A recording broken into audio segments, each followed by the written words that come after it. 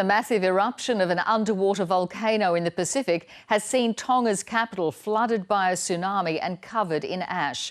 No deaths have been reported yet, but the situation in low-lying areas and outer islands is still unknown. International phone and internet connections have been disrupted, making communication difficult. Australia and New Zealand are preparing to send their defence forces to help. Here's political reporter Melissa Clark. Yesterday evening, the Tonga Ha'apai volcano exploded. It's just 70 kilometres north of Tonga's capital, Nuku'alofa. The eruption was so powerful it sent ash up to 15 kilometres into the air, with shockwaves heard in Fiji. It caused a tsunami that has flooded the northern side of Tonga's main island, Tongatapu, including Nuku'alofa. As night fell, volcanic ash rained down and residents raced inland.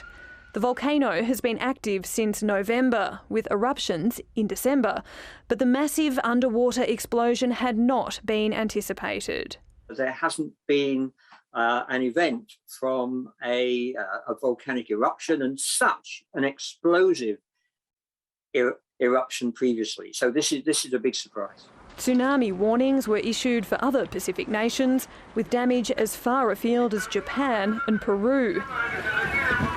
So far, there are no reports of deaths or injuries in Tonga, but it has been impossible to gauge the full extent of the destruction due to power outages and damage to the country's sole underwater fibre optic cable. In lieu of that information, though, we are preparing our Defence Force assets to support any relief effort that may be required.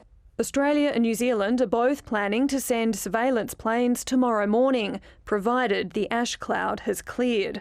Until then, both governments are relying on satellite communications from their high commissions for information. My understanding is that communications within Tonga are to some extent operating. It's the international communications through the cable that was affected that is causing some difficulties. It's already clear that clean water will be one of the most pressing needs. The ash cloud has, as you can imagine, caused contamination. That's on top of already a challenging environment in terms of water supply. The Australian and New Zealand Defence Forces both have more planes and ships on standby. Our people are ready to deploy. We just need to make sure they're kitted out with exactly what the Tongan people need, and we'll be able to support as much as we can. As well as immediate aid, Tonga will need long-term help to repair damage to critical infrastructure. Melissa Clark, ABC News.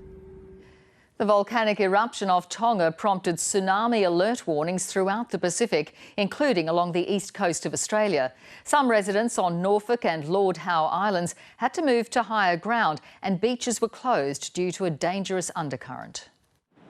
Powerful waves smashing Gold Coast beaches. Underwater, a deceptive surge had authorities on edge. Very strong rip, very strong sweeps to the south, and that's the potential for danger is extreme. A tsunami marine alert was issued for the east coast of Australia as the force of the volcanic eruption near Tonga was felt across the Pacific. It travelled thousands of kilometres to impact not just the east coast of Australia, but many nations. Swimmers were cautioned out of the water, with New South Wales beaches closed for the day.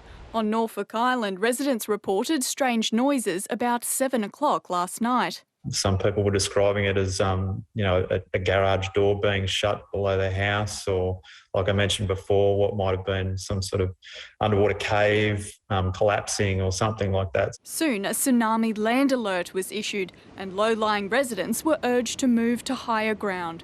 Apart from what might have seemed like some odd water movement, there's certainly not been any damage sustained here on island, which has been good. About 50 people were evacuated overnight on Lord Howe Island. And they're not allowed to go back into those areas until it's declared safe by the Bureau again. Warnings were downgraded or cancelled throughout the day, with some Queensland beaches cautiously reopening. Still very, very messy and very, very dangerous out there outside of the flags. In Sydney, the Tongan community is awaiting news from loved ones. I've been trying to get in touch with my younger brother in one of the outer islands, Ha'apai. but I couldn't manage to, I'm a little bit worried what's happening. So far we haven't been able to contact our family at all. An anxious wait as authorities hope to learn more in the coming hours. Ashley Stevenson, ABC News.